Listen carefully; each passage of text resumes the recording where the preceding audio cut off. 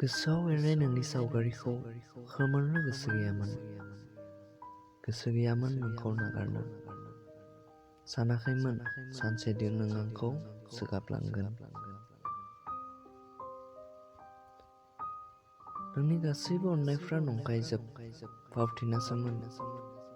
जावलिया गोसो बे आंनि, नोंनि गासैबो बाथ्राखौनो फोथायो। सान हर सिमां मोगथां नोंखौ नोंनिल' खोथा सानो, मानोबा नोंखौ आं मोजां मोनो।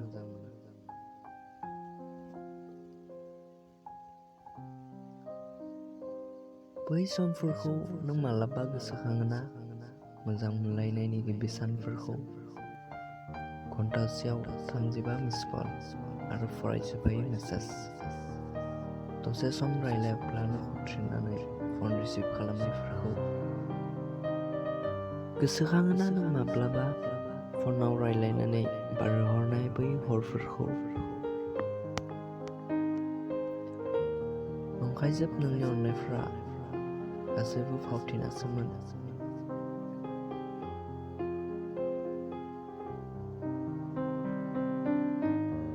गोसो गोरबोजों अनो आं नोंखौ, बार्थडे गिफ्ट, मबाइल रिचार्ज, ब्ला ब्ला।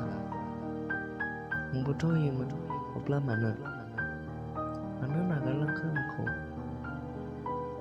होलांनाय बै बोसोनफोरखौ मानो बावलांखो?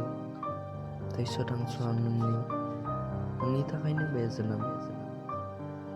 नोंनोथ' मोजां मोननो फोरोंदोंमोन, आरो दिनै नोंनो बावनो थिनदों।